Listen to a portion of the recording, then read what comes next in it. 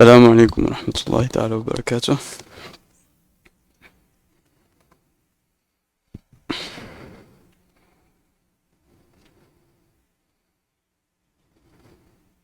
السلام عليكم. Je vais juste commencer avec une ayat de Surat An-Nur. قل للمؤمنين ي... قل للمؤمنين يغضوا من أبصارهم ويحفظوا فروجهم ذلك أزكى لهم إن الله خبير بما يصنعون. Alors, salam alaikum, le sujet aujourd'hui ça va être de baisser le regard. Inch'Allah. Allah nous ordonne dans cette ayah de baisser le regard. Il parle aux hommes. Tout d'abord, il parle aux croyants, aux hommes, de baisser le regard. Mais Allah nous ordonne quelque chose, mais il faut savoir d'abord qui est Allah. Allah subhanahu wa ta'ala nous ordonne de baisser le regard, mais qui est Allah en vrai? Allah est celui qui nous a donné la capacité de pouvoir respirer à chaque seconde. C'est Allah qui fait battre le cœur de chacun d'entre nous. Allah fait ça, il fait ça à tout le monde à chaque instant, et c'est même pas difficile pour Allah. Allah nous aime plus que nos propres parents. Et Allah nous aime plus que nos propres parents. Allah, il pourra jamais nous décevoir. Ici, sur cette terre, tout le monde peut te décevoir. Il y a ton patron qui peut te décevoir, il y a ton frère qui peut te décevoir, peut-être même tes parents peuvent te décevoir. Mais Allah va jamais te décevoir. Alors c'est pour ça qu'il faut obéir à Allah. Et Allah, il sait ce qui est meilleur pour nous. Allah nous dit de baisser le regard. Mais nous, on pense que regarder, c'est un désir. On veut regarder. Allah nous dit non, ne regardez pas. Ne regardez pas, il faut baisser le regard. Mais pourquoi il faut baisser le regard? Allah nous dit de baisser le regard. Allah sait pourquoi c'est mieux pour nous de baisser le regard. Parce que ce regard éventuellement va te mener à ne pas te préserver de ta chasteté. Et Allah aussi nous ordonne de se préserver de notre chasteté. C'est pour ça Allah nous ordonne de baisser le regard, qui est important pour les hommes et pour la femme. Et Allah veut du bien pour nous. Nous, on pense qu'on sait ce qui est bon pour nous. On ne sait pas ce qui est bon pour nous. Allah a créé Allah a créé toutes les cieux et la terre. Les 7 cieux et la terre. Allah a tout créé. Allah, c'est lui qui sait comment on doit vivre. Nous, on ne sait pas comment on doit vivre. Alors, en ces temps-ci de l'année, on approche de l'été.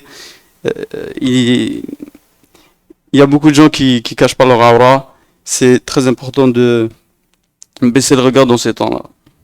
Et c'est une rahma en tant que musulman. Et on doit être fier de ça, de savoir qu'il faut baisser le regard. Peut-être tu vas dire à ton frère, à un ami ou à un frère de baisser le regard, il va commencer à rire de toi et dire pourquoi il faut baisser le regard? Le neuf s'il veut ne pas baisser le regard, mais nous on doit baisser le regard. Et c'est une rahma qu'Allah nous a envoyé un prophète sallallahu alayhi wa sallam. Et il nous a donné une sharia aussi. Il nous a donné une sharia, on doit suivre des règlements. Allah nous a tout donné ça et on doit tous suivre ça. Et c'est une rahma qu'Allah nous a guidés vers ça. Et Allah nous envoie un prophète sallallahu alayhi wa sallam qui nous a enseigné pourquoi il faut baisser le regard. Le prophète sallallahu alayhi wa sallam a dit à Ali radiyallahu anhu,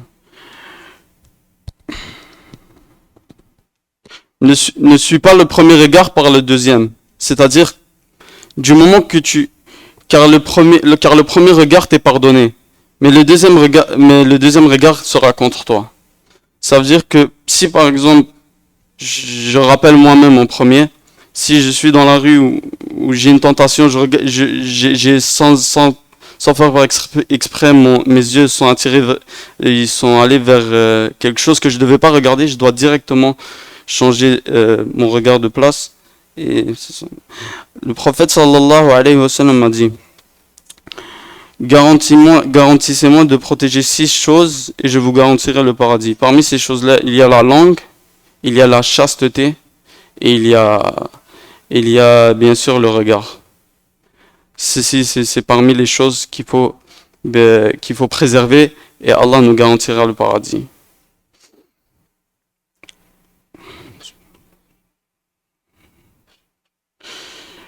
Il y a aussi le fait de faire beaucoup de dua, parce que Allah nous a créés, mais Allah a créé l'être humain, il l'a créé faible.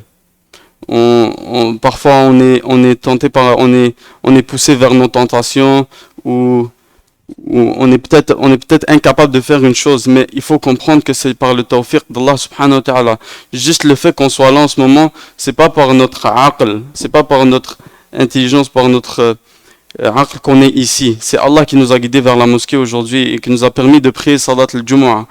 Alhamdulillah. Et c'est pas accordé à tout le monde. Combien il y a de musulmans à l'extérieur qui ne prient pas la Jumu'ah, qui te disent je dois travailler. Nous, alhamdulillah, Allah nous a donné l'opportunité. Et c'est la même chose pour le regard. Peut-être que c'est difficile pour nous. Notre neuf, il désire ça, de voir quelque chose qu'on n'est pas supposé regarder. Mais c'est avec le tawfiq d'Allah subhanahu wa ta'ala. Et c'est avec beaucoup de dua qu'on doit invoquer Allah et lui demander de nous préserver de cela et de nous permettre, de nous donner le tawfiq de baisser le regard en tant que musulmans. Et je vous invite tous à faire des doigts parce que c'est une chose qu'on néglige beaucoup des fois. Des fois, on pense que c'est par nous-mêmes qu'on vient à la mosquée. On pense que c'est par nous-mêmes qu'on vient à la mosquée. On pense que c'est par notre propre capacité qu'on peut faire tout cela. Mais c'est la hawla wa la quwwata illa billah. C'est seulement par la force d'Allah qu'on est capable de venir à la mosquée, qu'on est capable de baisser le regard, Inch'Allah, qu'Allah va nous accorder de baisser le regard. Et la septième chose, c'est il faut savoir que Allah est khabir.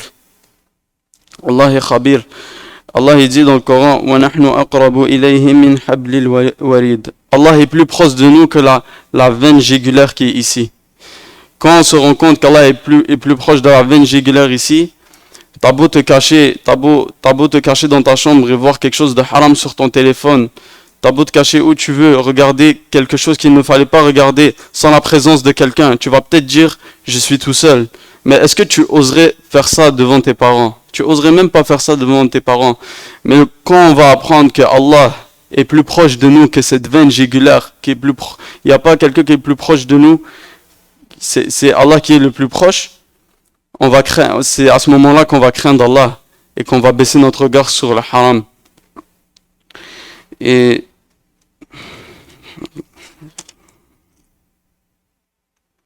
une chose que je veux rappeler, que j'ai mentionné au début, c'est il faut vraiment se rendre compte, il faut vraiment apprendre à savoir c'est qui Allah. Allah il dit aussi, je vais juste traduire l'ayah, il dit aux croyants de baisser leur regard et de garder leur chasteté, c'est plus pur pour eux. Allah est certes parfaitement informé de ce qu'ils font. Lorsqu'on baisse le regard sur le haram, Allah étend notre regard dans la dunya et dans la akhira. Quand il étend notre regard dans la dunya, c'est-à-dire que Allah va nous donner la possibilité de voir des choses que d'autres ne voient pas. C'est-à-dire, je donne un exemple, Allah va me permettre si par exemple je dois acheter une voiture et j'ai le choix entre deux voitures, Allah va me permettre de savoir c'est laquelle que je dois acheter, c'est laquelle qui est bonne, c'est laquelle qui est mauvaise. Allah va m'indiquer c'est quel le droit chemin que je dois prendre. Allah va nous guider à travers cette vie et le regard qu'il va nous donner à la akhira, c'est le plus beau cadeau qu'Allah va offrir, même plus beau que le paradis, c'est le fait de voir Allah subhanahu wa ta'ala. Et je demande à Allah qui nous accorde ce cadeau, je demande à Allah qui nous donne le tawfiq de baisser notre regard et de nous préserver de notre chasteté. Subhanakallahumma bihamdik, nashhadu an la ilaha illa ant, astaghfiruka wa atubu ilayk.